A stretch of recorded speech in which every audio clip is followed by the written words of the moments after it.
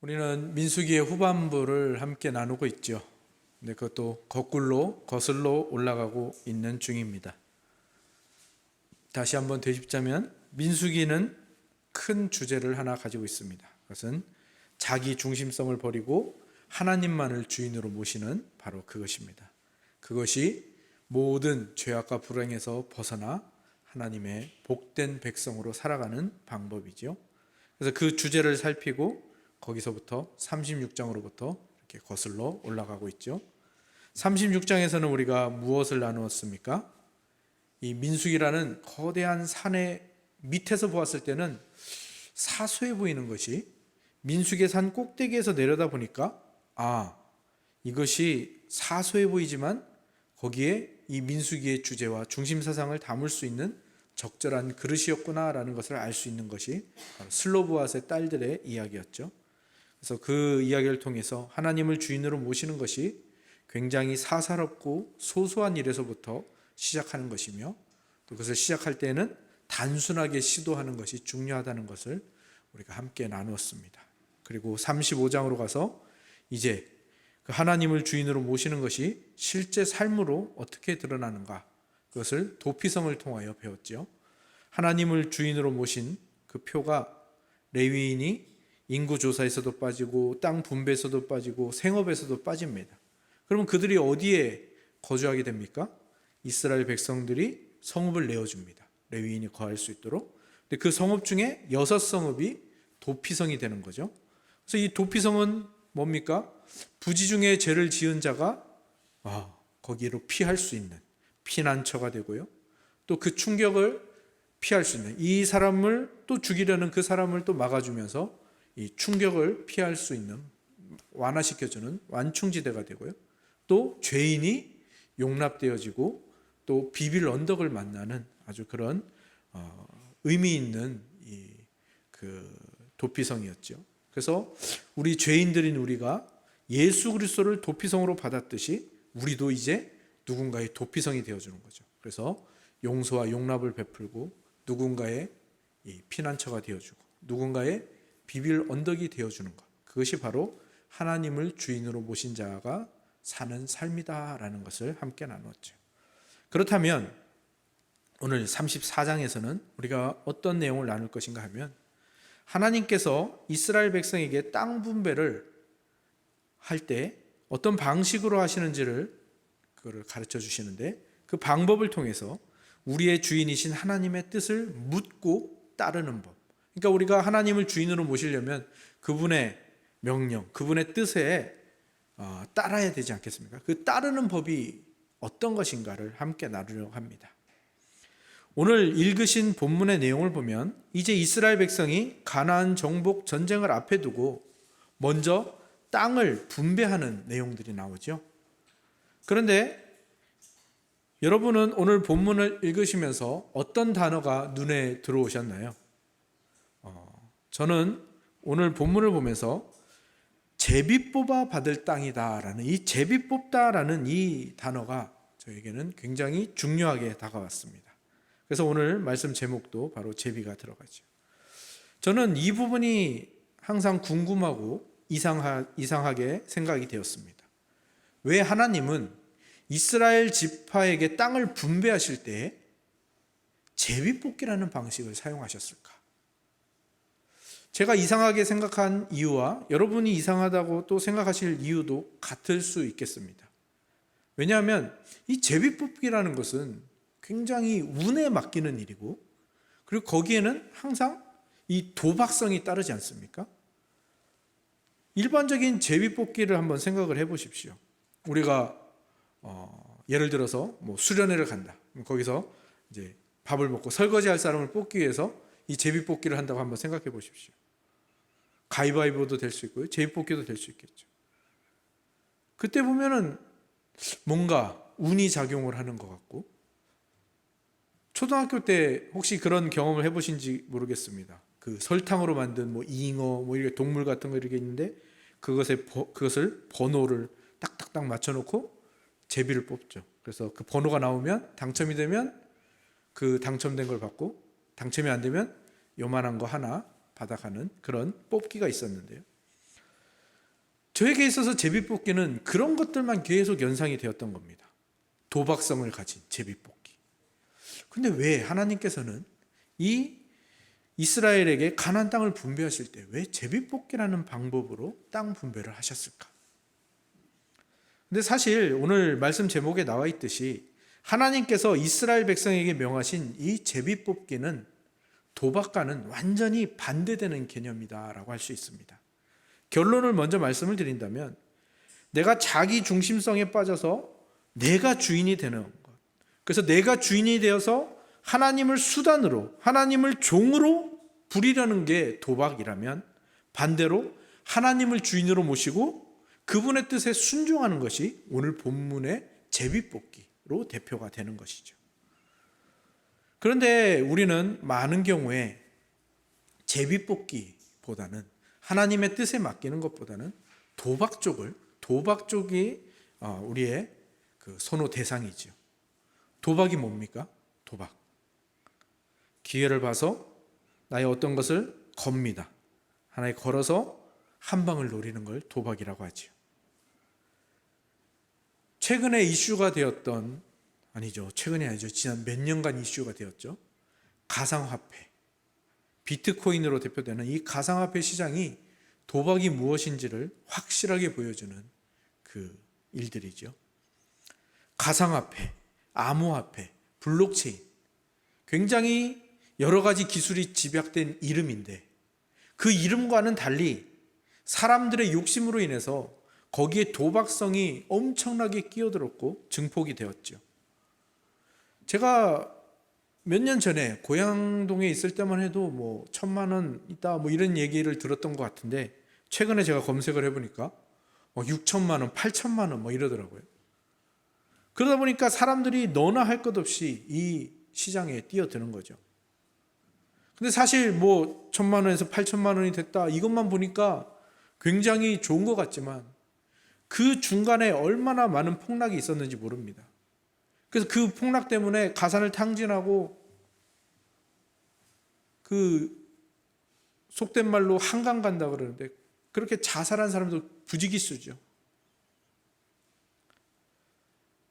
그리고 이 가상화폐 시장은 사람을 되게 피말리게 합니다. 주식이라는 것은 그나마 오전 9시에 시작해서 오후 3시 반에 마감이라는 걸 하지 않습니까? 근데 이 가상화폐 시장은요, 마감이 없어요. 그러니까 자다가 일어나서도 가격 확인하고 먹다가도 확인하고 계속 확인하는, 거기에 완전히 모든 신경이 쓰여 있고 거기에 빠져들게 되는 겁니다. 그리고 어떤 가상화폐는요, 그게 이제 상장되지 않습니까? 상장될 때 200만 원 정도 가치로 상장이 됐는데 상장된 지 5분 만에 가격이 5천 원으로 떨어진 일이 있었습니다. 그때도 많은 사람이 상심하고 우울해지고 또 나쁜 일도 일어났죠. 최근에도 그런 일들이 계속 일어납니다. 어떤 가상화폐 거래소에서는 갑자기 프로그램 오류로 인해 가지고 80몇 %가 떨어져 버리고 대폭락을 하는 거죠. 그것 때문에 시위도 하고, 또 가상화폐 거래소를 폐쇄하겠다 그러니까 갑자기 가격이 내려가고, 일론 머스크라는 사람이 그 미국의 테슬라 그 회장이죠, 부자. 이 사람이 이걸 샀다 그러면 가격이 확 오르고, 이 사람이 팔았다 그러면 가격이 확 떨어지고, 그때마다 가격이 떨어질 때마다 말 그대로 쪽박을 차고 말 그대로 가산을 탕진한 사람들이 어마어마하게 나오는 것이죠. 이게 바로 도박입니다. 여러분들은 강원랜드, 정선 카지노 이런 데에서 대박이 난 사람을 보신 적 있으십니까? 저는 그런 소식은 별로 들어본 적이 없는데 거기 가서 쪽박 났다라는 사람은 진짜 많이 들어보고요. TV에서도 수도 없이 들었습니다. 한번 갔는데 맛을 들여가지고 주말마다 가다가 쪽박 차서 나오고 대출 받아서 다시 들어가고 또 쪽박 차서 나온 다음에 또 팔 거 없나 해서 팔아서 돈 마련해서 또 들어갔다가 또 나왔다가 쪽박 차고 나왔다가 또 빌려서 그래도 차까지 팔아가지고 들어갔다 또 나와가지고 어디 빌리거나 아니면 일용직 해가지고 돈 벌어가지고 입장료 겨우 마련해가지고 또 들어가고, 그거 반복한다는 그런 뉴스는 많이 들었어도 대박났다는 이야기는 들어본 적이 없습니다. 한 TV 프로그램에 나온 도박사가 이런 얘기를 한 게 기억이 납니다. 그 사람이 프로 도박사로 성공을 한 사람인데요. 이 사람이 이야기하기를 도박사 전적이 4승 1패, 4번 이기고 1번 지면요, 도박판에서 살아남지를 못한답니다. 한 5승 1패, 전적이 5승 1패 정도가 되면은 겨우 밥 먹고 살만하답니다. 6승 1패 이상을 해야 돈을 좀 만질 수 있답니다. 그러니까 그 이상을 해야 이름이 남는 거고 그 도박판에서 살아남을 수 있는 거예요. 그러니까 그 많은 프로 도박사들 중에서 단 몇 명만이 살아남는 거죠. 이게 도박의 정체예요. 도박은 1%도 안 되는 사람들만 대박이고요. 나머지 99.9% 사람들이 쪽박을 차는 게 도박입니다. 비트코인도 마찬가지예요. 전 세계의 그 비트코인 총 개수 중에 3분의 1을 10,000명이 가지고 있대요. 그러니까 60억 인구 중에 10,000명 대박나고 59억 이상이 아무 거기에 혜택을 못 받거나 쪽박찬 사람들인 겁니다.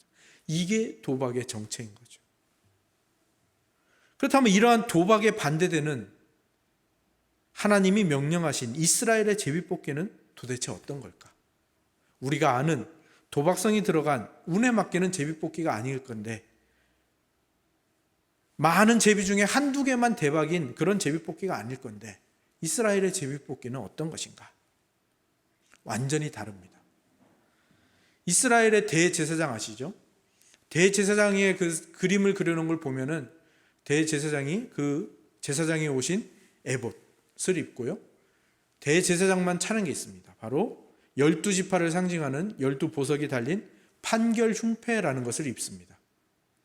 그 그림이 바로 대제사장의 그림인데요. 이 판결 흉패, 이 판결이라는 게 오늘 말하는 제비뽑기와 동일한 의미입니다.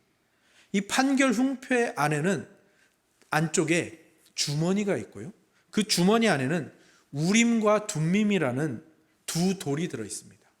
그래서 이스라엘의 제비뽑기는, 그래서 이스라엘이 하나님의 뜻을 묻는 일은 항상 대제사장이 안쪽 주머니에 손을 넣어서 그 중에 하나를 꺼냅니다.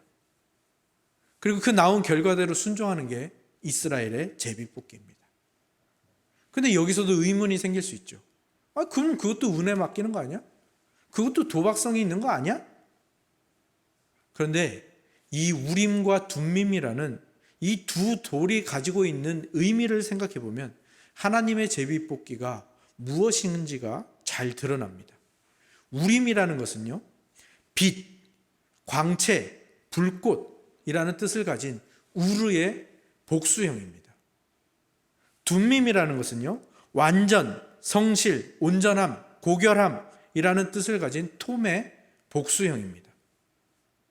그러니까 보통의 제비, 이 세상의 제비는 뭡니까? 다 쪽박이고 그 중에 하나만 대박이잖아요. 근데 이스라엘의 제비뽑기, 하나님의 제비뽑기는 뭐예요? 둘 중에 어떤 걸 뽑아도 하나님의 뜻이에요. 둘 중에 어떤 걸 뽑아도 하나님의 성품이 발휘되는 거예요. 어느 것을 뽑아도 대박인 거죠. 더 확실한 의미로 나갈 수 있는 힌트가 있는데, 이 우림이라는 것은요, 히브리어 알파벳의 첫 글자인 알렙으로 시작하는 말이고요, 이 둠밈은 히브리 알파벳의 맨 끝 글자인 타우로 시작하는 그 단어입니다. 그래서 하나님께서 알파와 오메가, 처음과 나중, 모든 역사와 모든 상황과 모든 것의 원인과 결과가 되신다라는 것, 그 메시지를 담고 있는 것이죠. 그래서 이스라엘 백성에게 제비뽑기란 우리가 흔히 생각하는 그 도박성이 있는 제비뽑기가 아니라, 이스라엘에게 제비뽑기란 말 그대로 민수기의 주제 그대로입니다. 자기 중심성을 버리고 하나님을 주인으로 모시겠다는 뜻, 그 주인이신 하나님에게만 순종하겠다는 것을 뜻하는 것이 바로 이스라엘의 제비뽑기입니다. 이스라엘의 제비뽑기는 대박밖에 없는 겁니다. 어떤 것을 뽑아도 하나님의 뜻이고요, 어떤 것을 뽑아도 하나님의 성품이 발휘되는 것입니다. 그것이, 그 결과가 내 생각과 같았다면 감사하며 받으면 되는 것이고요, 내 생각과 다르다면 하나님이 새로운 방식으로 새로운 길로 인도하시는구나 라고 감사하며 나아가게 되는 것이죠. 오늘 본문이 어떤 내용이 나옵니까? 이스라엘이 가나안 정복을 끝내고 땅을 분배받게 될 때 바로 해야 되는 그 일들이죠. 그런데 한번 생각해 보세요. 우리가 조국 강도사님 통해서 성경 지리 여행할 때 이스라엘의 땅들 이렇게 막 특성들 보고 막 사진들 보고 했잖아요. 근데 그 땅들 보면, 지파의 땅들 보면 어때요? 다 다르잖아요. 그죠? 어디는 평야지대, 어디는 광야, 어디는 산악, 어디는 또 목초지, 어디는 호수, 어디는 해안지대, 어떤 데는 큰 도로가 있어서 좋고, 어디는 농사 짓기 좋고, 어디는 목축하기 좋고, 어디는 포도 재배하기 좋고, 어디는 과일을 재배하기 좋고. 근데 또 반면에 어디는 물이 없습니다. 어디는 목초지도 없습니다. 어떤 땅은 정말 아무것도 할 수 없는 땅도 있고요. 사람이 살기 힘든 땅도 있을 것입니다. 그런데 그 땅을 세상의 방식대로 나눈다면 어떻게 될까요? 자기 중심성으로 나누면 어떻게 될까요? 가나안 정복을 한 다음에 이스라엘 백성끼리 서로 싸우게 되지 않겠습니까? 도박성으로 나누면 어떻게 될까요? 대박인 지파가 있겠지만 쪽박인 지파가 많아지겠죠. 그런데 이 땅을 분배하는데 하나님의 제비뽑기로 하는 겁니다. 우림과 둠밈으로 나누는 것입니다. 내 생각과 내 상식과 내 기준은 다 내려놓고 하나님이 기준이십니다. 하나님이 정하시는 대로 순종하겠습니다. 하나님의 결정에 맡기겠습니다. 내게 주어진 땅이 어떠하든지 하나님이 그 땅을 나에게 대박으로 주신 것으로 믿고 나아가겠습니다. 바로 이것이 이 땅을 분배하는 방식, 제비뽑기인 것입니다. 그리고 이스라엘 백성은 거기서 배우는 겁니다. 하나님이 어떤 하나님이셨지? 우리를 출애굽시키신 분. 하나님이 어떤 하나님이셨지? 우리를 홍해에서 건지신 분. 하나님이 어떤 분이셨지? 광야 40년 동안 옷이 헤어지지도 않고 신발이 떨어지지도 않고 굶어 죽지도 않고, 그리고 1차 인구조사 했는데 2차 인구조사 해보니까 차이가 거의 없게 그렇게 지키시고 보호하시는 하나님, 그분이 선택하시고 그분이 결정하시고 그분이 나에게 주셨으니 그분이 책임지시겠다. 그것을 배우고 그것을 훈련하는, 어떤 결과가 나오든지 하나님의 뜻이고 어떤 결과가 나오든지 하나님이 나에게 주신 대박으로 받겠다는, 그것을 훈련하고 그것을 배워가는 일이 되는 것이죠. 그렇다면 우리는 어떨까요? 우리의 신앙의 모습은 제비뽑기, 하나님의 제비뽑기에 가깝습니까? 아니면 도박에 가깝습니까? 구약시대에 도박을 걸었던 대표적인 사건이 있죠. 바로 사울왕. 블레셋과 전투를 할 때 전투에서 밀리니까 어떤 일을 했죠? 하나님의 언약궤를 걸었습니다. 전형적인 도박형 신앙이죠. 이 신앙이라는 말을 붙여도 될지 지금도 고민이긴 한데요. 신앙이 아니라 미신이죠.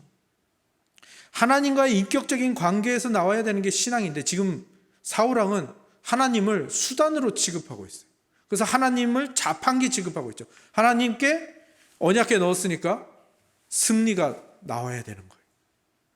하나님을 지금 도박의 판돈 취급하는 거예요. 하나님을 걸었으니까 승리라는 결과가 나와야 되는 거예요. 하나님을 물건 취급하고 하나님을 자판기 취급하고 하나님을 우상 취급하고 있는 것입니다. 그런데 심각한 건 뭡니까? 이게 사울 왕만의 문제가 아니라는 거죠. 우리도 쉽사리 이런 도박적 신앙, 미신적 신앙에 쉽게 빠져 들어간다는 것입니다. 제가 대학생 때 사랑의 교회를 다녔다는 건 다 아시죠? 그때 오카노 목사님이 이런 설교를 하셨습니다. 성경을 창세기부터 요한계시록까지 10번만 통독하면 신경통이 사라지고 만병이 치료된다는 식의 말이 교회 내에서 떠돌고 있습니다. 창세기 1장부터 요한계시록 22장까지를 직접 쓰면 가정의 우환이 사라진다는 말을 듣고 날마다 성경을 베끼는데 몰두하는 성도들이 많다고 들었습니다. 성경을 필사하는 것 자체가 잘못된 것은 아닙니다.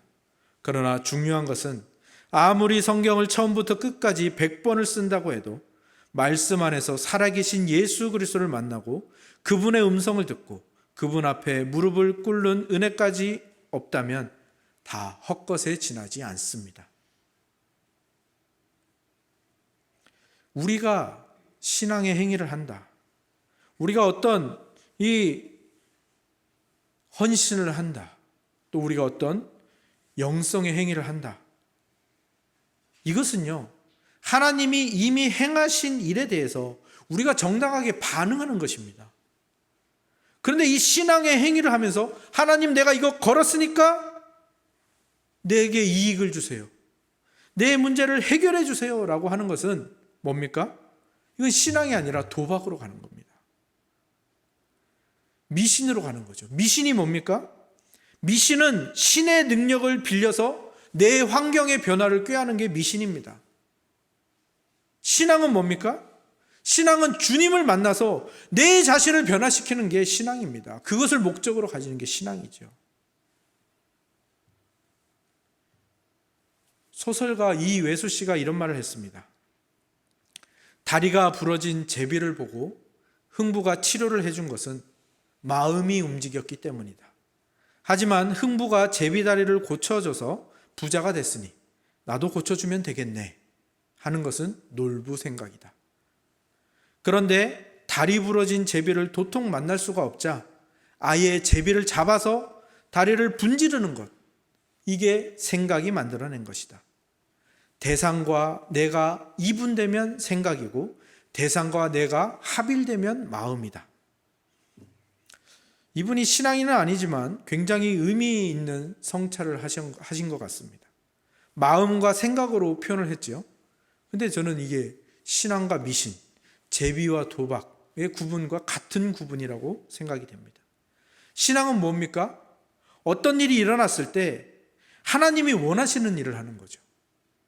하나님의 마음과 나의 뜻이 하나가 되면 이게 이스라엘의 제비뽑기고 거기에는 언제나 대박밖에 없는 거죠. 근데 미신은 뭐죠? 여기서 하나님을 뺍니다. 그렇게 하니까 어떻게 됩니까? 기계적이고 비인간적으로, 비인격적으로 접근하게 되는 거죠. 그래서 자꾸 뭘 찾습니까? 그런 증거들을 찾는 거예요. 아, 저 사람은 저렇게 했더니 하나님이 응답해 줬네. 아, 저 사람은 저렇게 했더니. 그래서 하나님의 말씀으로 가는 게 아니라 그런 간증들만 찾아가 다닙니다. 왜? 그 법칙을 찾기 위해서요.